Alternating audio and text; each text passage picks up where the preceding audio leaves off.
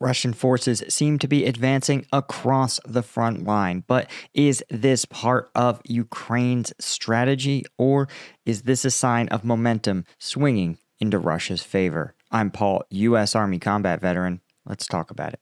So overall, let's take a look here at the front line.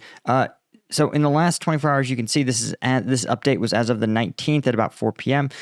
You're seeing Russian forces advance in a bunch of different places. You see them advancing here near Robotyne, which I think is, as we've talked about, this is not really worth holding. This is part of this Ukrainian counteroffensive effort, but given that they're not really trying to stage a breakthrough here, there's not really tremendous reasons to hold this terrain. You can see it's open, it is hilly, but it doesn't really lead to anywhere of substantive value. So when I see Russia make advances here, I think Ukraine is just not willing to expend significant portions of its personnel to hold this territory. Again, that looks like something that seems to be characteristic of Syrskyi as a commander. But now when we look to the east, you can see there's a few other, again, pretty low stakes advances. You can see Russia seizing a windbreak here.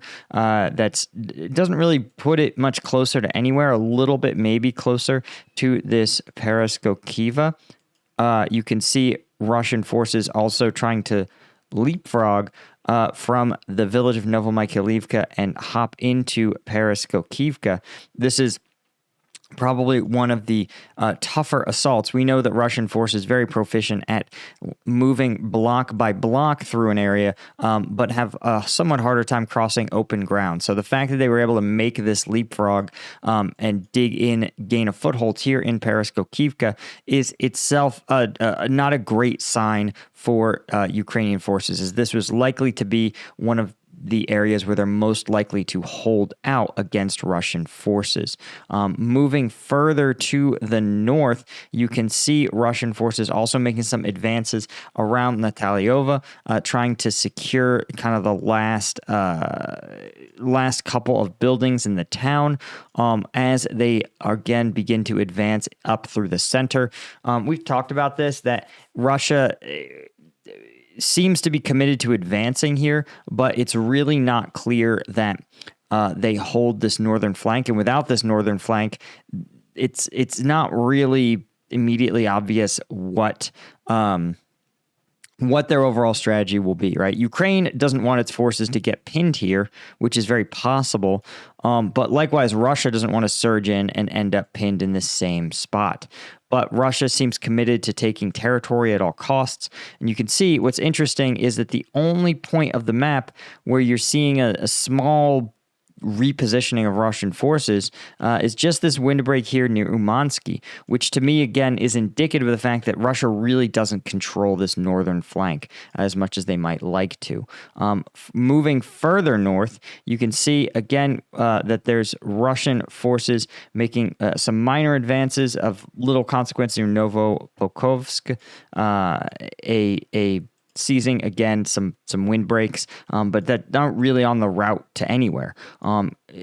What's more troubling is this sort of surge, into Karamik. It's not, or around Karamik, it's not itself troubling, right? You can see this isn't really territory of any particular value, but it is troubling when you see Russian forces try to carve off more of this roadway here. Again, it's not a huge deal because, as you can see, the road is already held by Russia here to the south, so they're really only seizing maybe 2 additional kilometers of roadway. But Russia may want to secure this kind of road and prevent Ukrainian forces from holding it along the flanks as part of some kind of goal, potentially to advance maybe in parallel through these villages here while supported by armored forces moving along this roadway.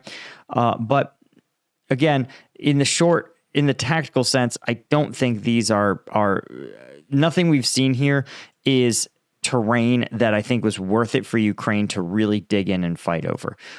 What is interesting, though, is, and we'll take a look at the live UA map here, is that actually Russian forces are claiming that they've seized Bilohorivka. which is unusual. Russia usually, sometimes they're a little fast and loose with their claims. Usually it seems like Russia uses occupying the center of a town as their metric for claiming control. But this is somewhere where, again, you can see live UA map had said that Russian forces weren't within even a kilometer of the downtown Bilohorivka. And you see something similar here where the distance between the closest point of the front line and downtown Bilohorivka is almost a kilometer. So I think that's a little troubling if true. Again, you can see it sort of makes sense that this would be a point where they would want to attack, but that is more of a troubling development, I would say. Russia making a 1 kilometer advance into the center of a town in an area of the front that has had very little contestation for several months. But when we look north, you can see, I believe there's one last point. Yeah, there we go. So there is a small area that's now listed as contested, and more significantly, you could see the Russian forces advancing through this open field in Berestova. So all told, right, you can see there's a lot of advances, not in any individual case. Oh, I'm sorry. There's one last one with, as we talked about, Russian forces occupying the northern part of the Donetsk here. Again, this is not something where I think you should be writing home about it. This is something that I think is just good practice. There's nothing in this forested area that's worth holding, and it's absolutely worth it for Ukrainian forces to try to defend on the south and eastern portions of the river.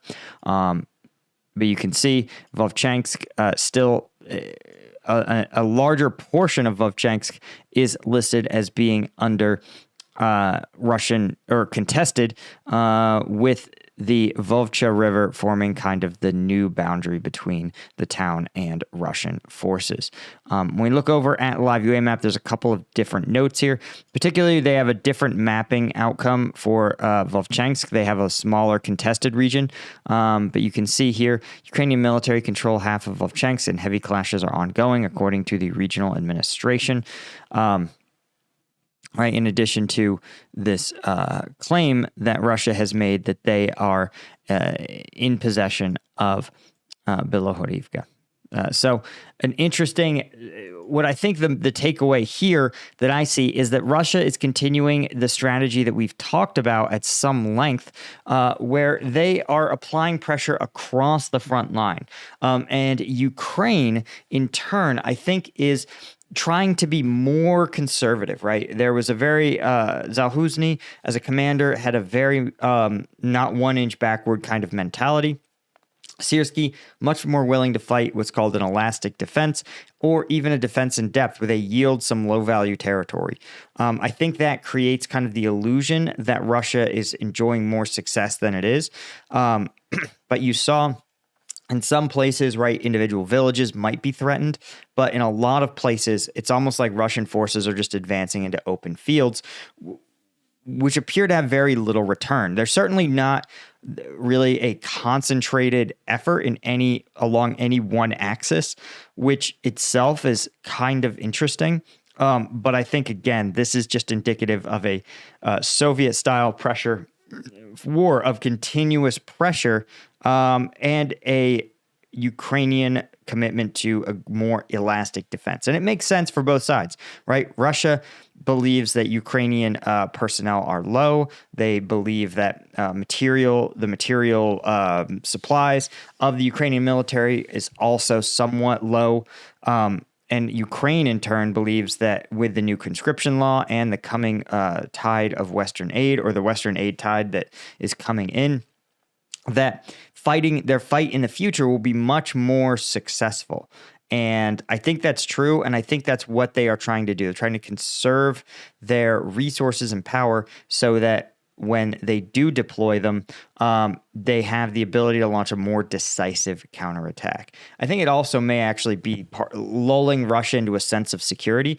The longer Russia sits in a fixed position, the better they are at digging in. And I think for Ukraine to sit there and say, hey, we are going to not have the Russians dig in any one place because they're always going to be advancing, starting from scratch, digging their fortifications. That may actually work to their advantage. Anyway, guys, that's really all I had for you. There's some other stories about Russian mill bloggers, but I think I'm going to save that for another video. Of course, if you are interested in Strike Gum, right, if you've been thinking about it, now is definitely the time because we finally launched our 5-pack. You can see 5 packs, 5 pieces per pack, 25 pieces, $25, right? Each one of these pieces contain all the caffeine of an energy drink. So compared to the $4.50 you'd spend on a Red Bull for the same amount of caffeine, you can get, basically a pack at this price point of Strike Gum Energy. Not only is it available at strikegum.com, but we are now on Amazon. So if you have purchased the 5-pack on Amazon, check it out, search Strike Gum Energy, and more importantly, if you have, leave us a review. We really need those reviews. They make a huge difference for us, especially when you roll out a new product or a new bundle like this 5-pack. So thanks to the dozens of people that have left us 5-star reviews on the tray and pack. And thanks to everybody who is going to leave a review of the 5-pack. So anyway, that's all I had, guys. Thank you so much. And I will see you guys in the next one. Cheers.